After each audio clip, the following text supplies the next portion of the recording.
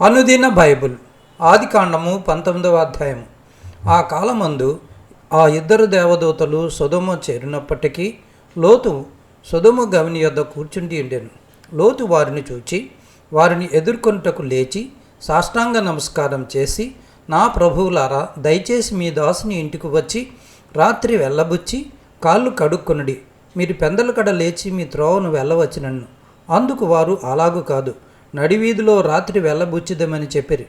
అయినను అతడు మిక్కిలి బలవంతము చేసినప్పుడు వారు అతను తట్టి తిరిగి అతని ఇంట ప్రవేశించిరి. అతడు వారికి విందు చేసి పొంగని రొట్టెలు కాల్చగా వారు భోజనం చేసిరి. వారు పండుకొనక ముందు ఆ పట్టణస్థులు, అనగా సొదొమ మనుషులు, బాలురును వృద్ధులను ప్రజలందరూ నలుదిక్కుల నుండి కూడివచ్చి ఆ ఇల్లు చుట్టవేసి లోతుని పిలిచి, ఈ రాత్రి నీ యొద్దకు వచ్చిన మనుషులు ఎక్కడా? మేము వారిని కూడినట్లు మా యొద్దకు వారిని వెలుపలకి తీసుకుని రమ్మని అతనితో చెప్పగా, లోతు వెలుపల ద్వారమునొద్దనున్న వారి దగ్గరకు వెళ్ళి తన వెనుక తలుపు వేసి, అన్నలారా, ఇంత పాతకము కట్టుకొనుకుడి.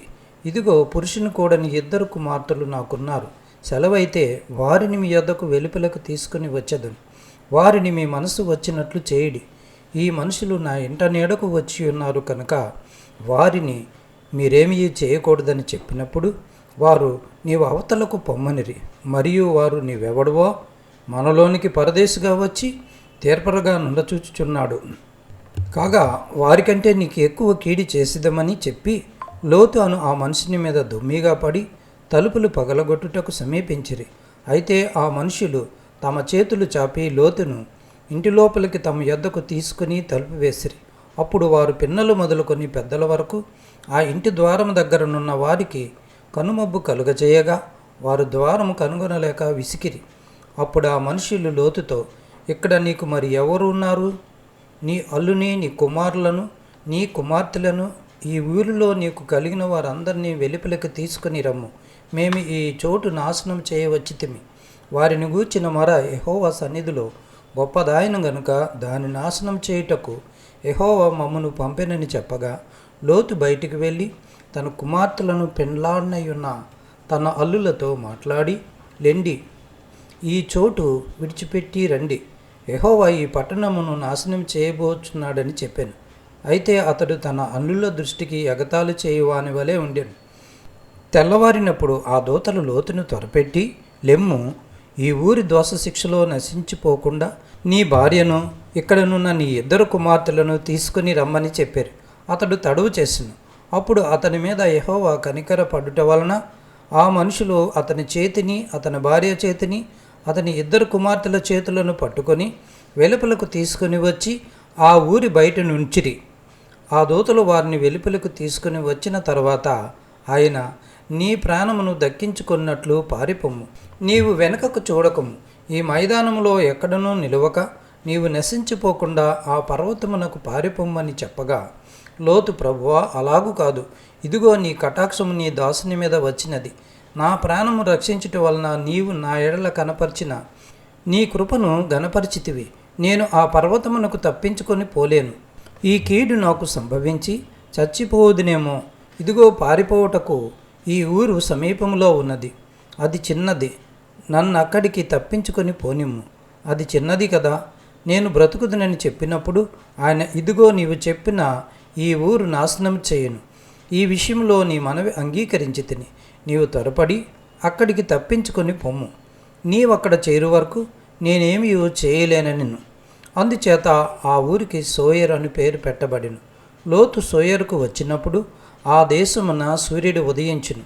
అప్పుడు యెహోవా సొదొమ మీదను గొమొర్రా మీదను యెహోవా యొద్ద నుండి గంధకమును అగ్నిని ఆకాశం నుండి కురిపించి ఆ పట్టణములను, ఆ మైదానం అంతటిని, ఆ పట్టణములలో నివసించిన వారందరినీ, నేల మూలకలను నాశనము చేసెను. అయితే లోతు భార్య అతని వెనక నుండి తిరిగి చూచి ఉప్పు స్తంభమాయెను. తెల్లవారినప్పుడు అబ్రహాము లేచి తాను యెహోవా సన్నిధిని నిలిచిన చోటికి వచ్చి సొదొమ గొమొర్రా తట్టును, ఆ మైదానపు ప్రదేశము యావత్తును చూడగా, అదిగో, ఆ ప్రదేశపు పొగ అవము పొగవలే లేచుచుండెను. దేవుడు ఆ మైదానపు పట్టణములను పాడు చేసినప్పుడు దేవుడు అబ్రహామును జ్ఞాపకం చేసుకొని లోతు కాపురమున్న పట్టణములను నాశనము చేసినప్పుడు ఆ నాశనము మధ్యన లోతు నశించకుండా అతన్ని తప్పించెను. లోతు సోయరులో నివసించుటకు భయపడి తన 2 కుమార్తెలతో కూడా సోయరు నుండి పోయి ఆ పర్వతమందు నివసించెను. అతడును అతని 2 కుమార్తెలను ఒక గుహలో నివసించిరి. అట్లుండగా అక్క తన చెల్లెలితో, మన తండ్రి ముసలివాడు, సర్వలోక మర్యాద చొప్పున మనతో పోవుటకు లోకంలో ఏ పురుషుడునూ లేడు. మన తండ్రికి ద్రాక్షారసము త్రాగించి అతనితో శయనించి మన తండ్రి వలన సంతానము కలుగజేసుకుందాము రమ్మని చెప్పాను. ఆ రాత్రి వారు తమ తండ్రికి ద్రాక్షారసము తాగించిన తరువాత అతని పెద్ద కుమార్తె లోపలికి వెళ్ళి తన తండ్రితో శయనించిను. కానీ ఆమె ఎప్పుడు శయనించినో ఎప్పుడు లేచిపోయినో అతనికి తెలియలేదు. మరునాడు అక్క తన చెల్లెలిని చూచి, నిన్నటి రాత్రి నా తండ్రితో నేను శయనించి తిని, ఈ రాత్రి అతనికి ద్రాక్షారసం త్రాగించిన తర్వాత నీవు లోపలికి వెళ్ళి అతనితో శయనించు. అలాగున మన తండ్రి వలన సంతానము కలుగజేసుకుందామని చెప్పాను. ఆ రాత్రియు వారు తమ తండ్రికి ద్రాక్షారసము త్రాగించిరి. అప్పుడు ఆ చిన్నది లేచి అతనితో శయనించిను. ఆమె ఎప్పుడు శయనించినో ఎప్పుడు లేచిపోయానో అతనికి తెలియలేదు. అలాగన లోతు యొక్క 2 కుమార్తెలు తమ తండ్రి వలన గర్భవతులైరి. వారిలో పెద్దది కుమార్నికని వానికి మోయాబు అను పేరు పెట్టెను. అతడు నేటి వరకు మోయాబీయులకు మూల పురుషుడిగా ఎంచబడిను. చిన్నది కూడా కుమార్నికని వానికి బెన్నమ్మీ అను పేరు పెట్టెను. అతడు నేటి వరకు అమ్మోనీయులకు మూల పురుషుడిగా ఎంచబడెను.